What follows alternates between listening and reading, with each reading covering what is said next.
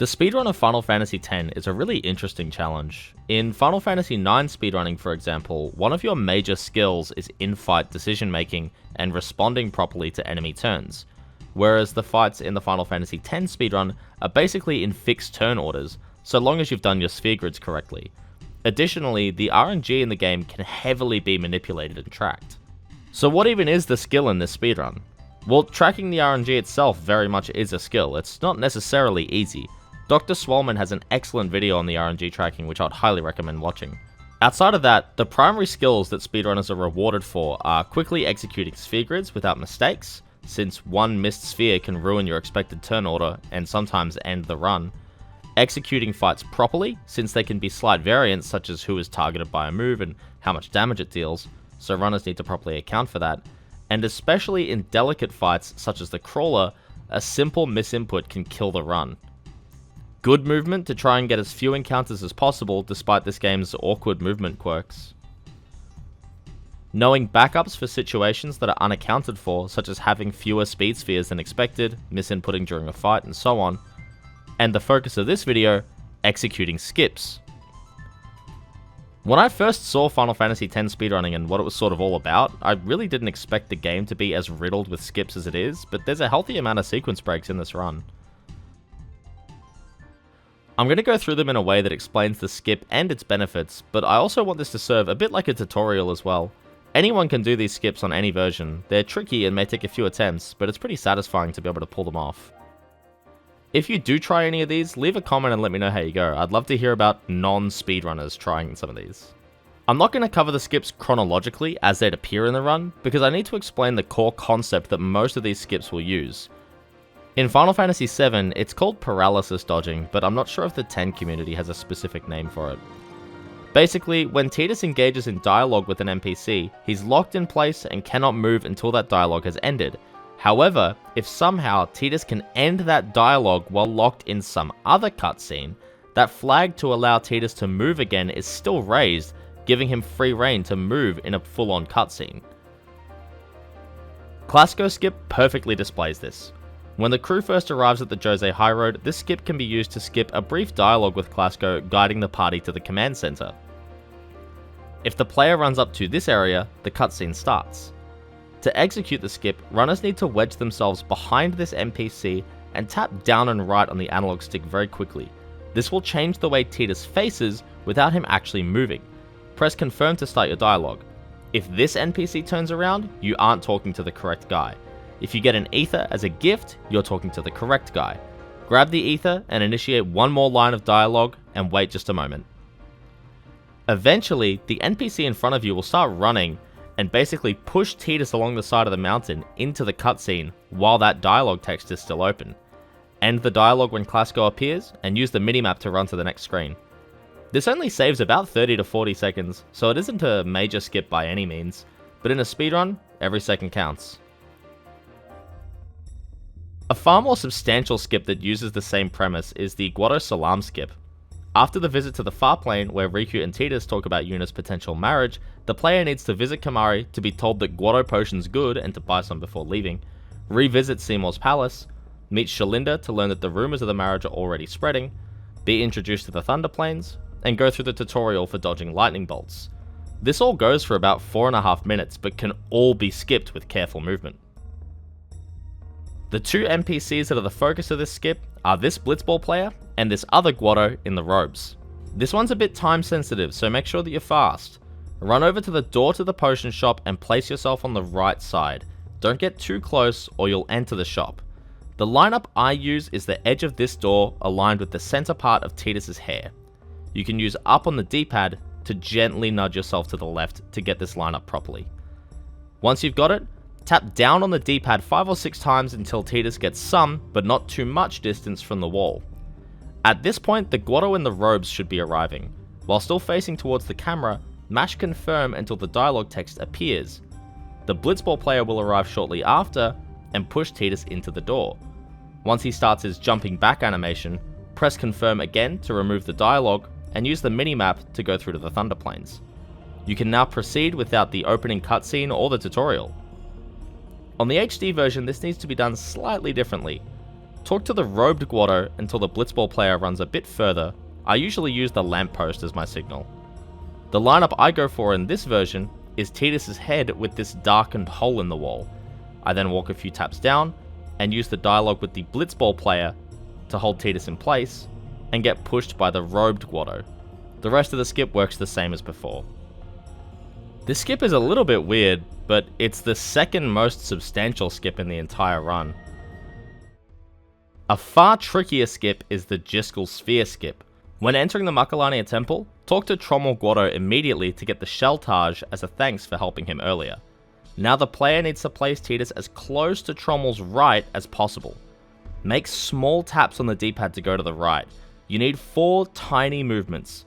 If you make a movement that's longer than the tiny steps you're seeing me do here, reset your position and try again. After you've made those 4 tiny movements, tap left on the D-pad to face Trommel without changing your position, and now comes the hard part. Hold right and press confirm very quickly after. This will engage dialogue with Trommel as you enter the cutscene with Shalinda. There's a technique for this. I try to sort of roll my thumbs to press right and X very quickly one after the other. It's hard to explain, so I hope the input display does it justice. This skip is unique because it's the only one that uses 2 sets of voiced dialogue, so in some cases, the skip results in this legendary audio glitch.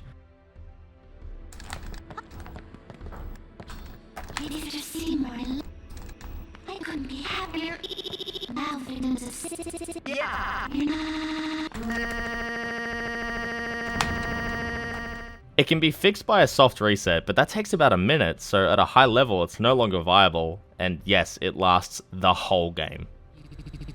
All this time I've been beyond the It saves about 1.5 minutes though. There's one more skip that uses this base foundation, but it's very weird. In looking at top times, I actually couldn't find a run that lands this skip. I just so happened to land it in a recent stream over on twitch.tv/ScioTV, follow for speedruns.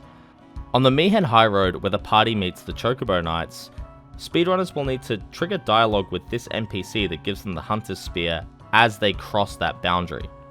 This lets Tidus move during the cutscene, but the party can still get battles. This one is significantly harder to time. All these other skips that we've looked at have sort of normalized setups where you can get Tidus into the right place at the right time, but with this one, there's no wall that you can put Tidus against or anything. You've really got to sort of eyeball it. The PB I was running against when I landed this skip did have a slow high road, and I'm quite sure that I didn't land the skip as clean as I could have, so I'd estimate it saves somewhere between 1.5 and 2 minutes. It skips the scene where the party is informed of the strong fiend that's been attacking chocobos, but not the encounters themselves. I don't try really hard to get this skip, it's very weird. I wouldn't be banking on this skip or resetting for it or anything like that. And finally, the holy grail of Final Fantasy X skips, Terra Skip, which cuts the entirety of Mushroom Rock Road and all its random encounters, the cutscene leading up to Operation Mihen, the 2 fights against Synthspawn Gui, and the cutscenes of the battle and its aftermath. This is a net time save around the 15 to 20 minute mark, depending on the version.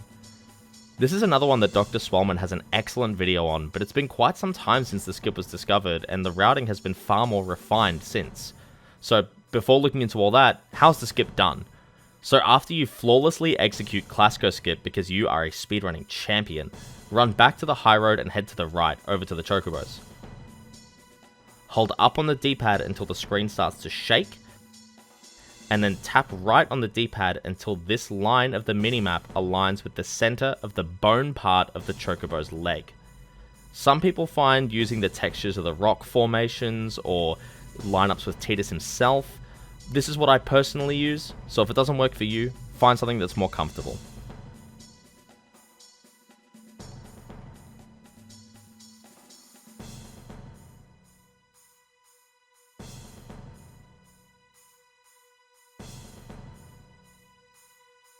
As the NPC approaches, mash confirm to repeatedly engage dialogue, allowing Tidus to be pushed in small increments. You'll eventually get pushed to the side and the NPC will run past. This concludes phase 1.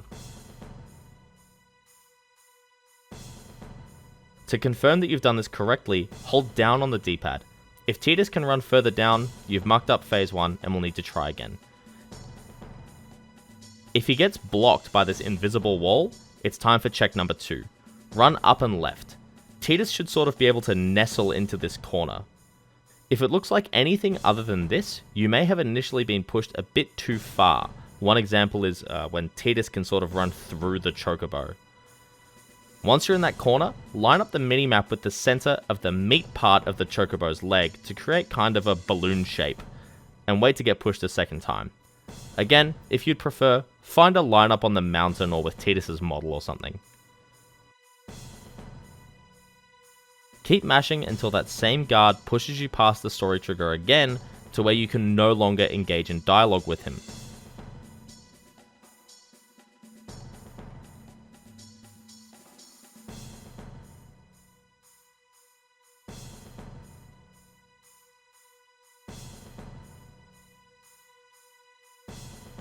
You should be able to run over to the next section.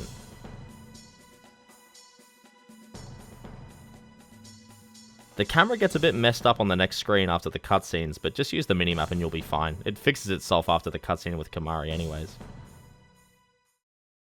This skip really broke the game when it was discovered, and a series of new world records started to pour in, with the PlayStation 2 version's world record dropping from 9 hours, 57 minutes and 12 seconds by Madiyama to now being 9 hours, 37 minutes and 2 seconds by Karakan. This skip is a bit of a double-edged sword though. Mushroom Rock Road was previously an excellent source of AP for Wakka and Yuna, and runners would buy Auron's sentry weapon from Wakka, which prevented ambushes from there on. Ambushes can simply be game over for speedrunners depending on what the encounter is and what moves they decide to use.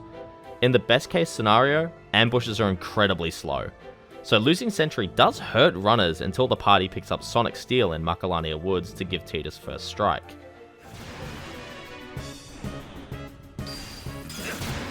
Game over, pause, game over, game over, GG. Oh, fuck.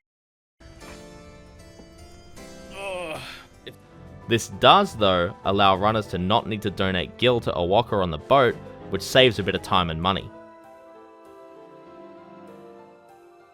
It also allows players to skip getting the Energy Blast overdrive from Besaid Village, but now the Sin fight on the boat to Kilika is slower because Valifor needs to build a second overdrive for the Sin spawn fight at the Kilika Temple. There's a few other examples, but do you see what I mean?